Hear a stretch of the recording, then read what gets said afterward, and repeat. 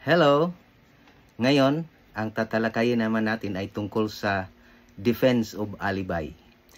Madalas nating marinig itong salitang alibay at kadalasan ang karaniwang pagkakaintindi natin pag sinabing alibay ay ito yung mga palusot. Alibay mo lang yan, palusot mo lang yan, di ba? Pero technically, ang ibig sabihin ng defense of alibi pagdating sa batas ay ito yung depensa na kung saan sinasabi tinatanggi ng akusado na siya ang gumawa ng krimen dahil nung mangyari yung krimen, wala siya doon sa lugar na yun, na pinangyarihan ng krimen, kundi nandoon siya sa ibang lugar.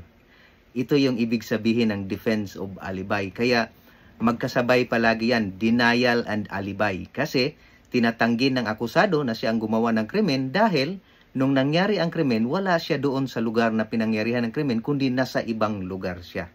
So, yun pala ang ibig sabihin ng defense of alibi. Yung technical meaning ng defense of alibi and denial. Malayo doon sa karaniwan nating pagkakaintindi na pag sinasabing, alibay mo lang yan, palusot mo lang yan. So, yun ang ibig sabihin ng defense of alibi. Ngayon, paano ba ito ina-apply ng itong defense of alibi sa ating Korte Suprema? Or sa mga kaso, sa aktual na kaso, so sa itong pangyayari. Ano ba ang tingin ng ating Korte Suprema sa ganitong defense of alibi? Well, mayroong isang actual case na dinesisyonan ng ating Korte Suprema. Ito yung isang kasong tungkol sa rape, isang rape case ito. Base sa pangyayaring ito, base sa aligasyon ng biktima, ang biktima dito ay isang minor de edad, mga nasa 16 years old lang yata. Tapos ang nangyayari, base sa kwento niya, sa aligasyon niya, nangyari daw yung rape nung nanggaling siya doon sa lugar ng kanyang mga kaibigan. Pauwi na siya noon. Tapos, pag uwi niya, papasok na siya doon sa pintuan ng bahay nila, biglang hinila yung kanyang kamay. At hinila siya ng akusado, papasok doon sa bahay nila, sa bahay ng akusado. Kasi itong akusado at yung biktima ay magkapit-bahay lang sila. Yung bahay nila ay magkatabi lang, tapos yung mga pintuan ng bahay nila ay malapit lang at magkaharap. Kaya nung papasok na sana yung biktima doon sa bahay nila, ay hinila siya nung akusado. Papasok doon sa bahay at nung naipasok na siya doon sa bahay ng akusado, ang nangyari daw ay tinakot siya ng kutsilyo. Sinabihan siya na huwag kang sumigaw at kung sisigaw ka, papatayin kita. So dahil sa takot, walang nagawa yung biktima, tapos pinahiga siya doon sa sahig ng bahay ng akusado. Tapos doon na siya inutusan na tanggalin yung kanyang mga underwear. Pero, nag-resist, tumanggi yung biktima. Kaya ang ginawa ng akusado, siya nang pilitang naghubad, hinubad, tinanggal yung shorts at saka underwear ng biktima at naghubad na rin yung akusado at doon na niya naisagawa yung panghahalay doon sa biktima. So after nung matapos yung panghahalay, nung nairaos na yung kanyang kahalayan ng akusado, pinauwi na niya itong biktima.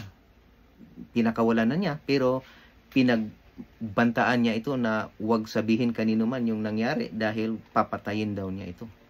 So, mahabang panahon dahil siguro sa takot, dahil pinagbantaan siya, mahabang panahon ang lumipas bago nagkaroon ng lakas ng loob itong biktima na magsumbong sa kanyang magulang. Nung nalaman nalaman na ng nanay ay doon na dinala na sa pulis yung biktima para ma-examine hanggang sa nagsampa na sila ng kasong rape. So, doon sa trial ng kaso, ang nangyari, ang naging depensa nitong akusado ay itong defense of, isa sa mga depensa. Kasi marami siyang mga depensa, pero isa sa mga depensang kanyang ginamit ay itong defense of alibi. Kasi ang sabi niya, hindi daw siya ay nandoon, nung nangyari daw yung sinasabing rape, ay nandoon siya sa kanyang trabaho. Wala siya doon sa bahay nila. At doon sa trabaho niya bilang isang delivery boy ay stay in siya doon.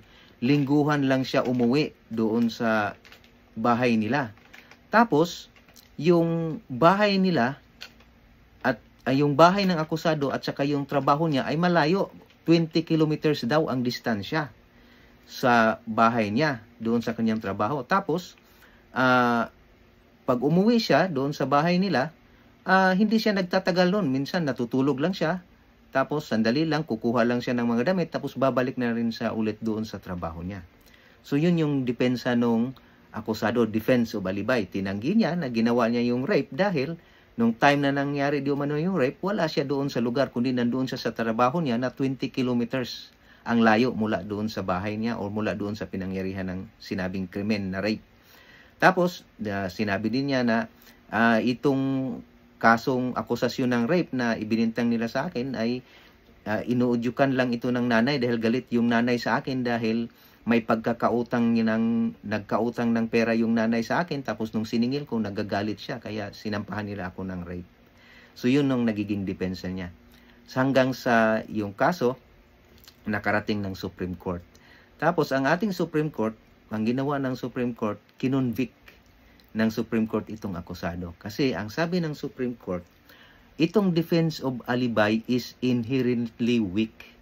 Likas na mahina daw itong defense of alibay kasi masyadong self-serving itong defense of alibay kasi pag sinabing self-serving, ibig sabihin na natural, yan ang gagamitin mo na depensa dahil yan ay makakatulong sa'yo. Kumbaga, normal na, natural na, hindi na, kumbaga, kung ano yung makakatulong sa'yo, ano yung magagamit mo, natural lang na yan ang kukunin mo, yun ang i-adapt mo. So parang yun yung ibig sabihin ng masyadong self-serving. At saka, sabi ng ating Supreme Court, itong defense of alibay kasi ay ito yung pinakamahina sa lahat ng mga depensa dahil napakadali lang itong madali lang mag-imbento ng alibay, ng defense of alibay. Madali lang sabihin na, wala ako, hindi nangyari yan dahil wala ako doon nung nangyari yan. Nandoon ako sa ibang lugar. So madali lang gumawa ng kwento ng alibay, pero mahirap itong patunayan, sabi ng ating Supreme Court.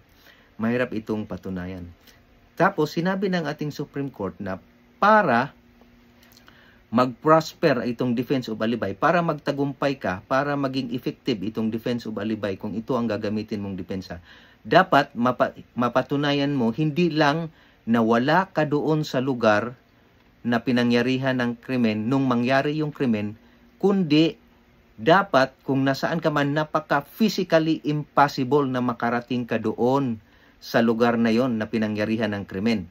So dapat ito pala ang ibig sabihin, ito pala ang paraan para magiging effective yung defense of alibay. Hindi mo lang dapat mapatunayan na wala ka doon sa lugar, kundi physically impossible na makarating ka doon sa pinangyarihan ng krimen nung time na yon. So dito sa kasong ito, ang sabi ng ating Supreme Court, 20 kilometers lang ang layo ng trabaho mo doon sa lugar kung saan nangyari ng krimen. Ipagpalagay na natin na nandoon ka sa trabaho mo nung araw na yon, pero hindi imposible na makarating ka doon sa lugar na pinangyarihan ng krimen nung ginawa mo yung panghahalay dahil 20 kilometers lang. Marami na tayong modes of transportation ngayon, di ba? Mabilis lang biyahein yung 20 kilometers. So hindi imposible na makarating ka doon. Kaya sabi ng ating Supreme Court, weak, kaya hindi effective. Nabigo siyang patunayan na imposibleng makarating siya doon sa lugar nung nangyari yung krimen. Dahil ang distansya doon sa trabaho niya at saka yung sa bahay niya ay 20 kilometers lang. Hindi yun imposibleng marating niya sa loob na lang ng sandaling panahon. Kaya na-convict siya ng ating Supreme Court. Tapos dinagdag din nating Korte Suprema na itong defense of alibay ay mas lalo itong naging kaduda-duda kung ang tanging nagpapatunay lang nito ay yung akusado lang din. Wala siyang ibang testigo. Maliban na lang sana kung mayroong ibang testigo na yung disinterested person na wala namang interest doon sa kanila, mga partido, pero tumistigo na, oo nga, nung time na yon, kasama ko siya, nandoon kami sa trabaho, may ginagawa kaming ganito. Pero walang ganong mga testigo o ebidensya na pinipresenta yung akusado. Kaya, hindi naging effective yung kanyang defense of alibay.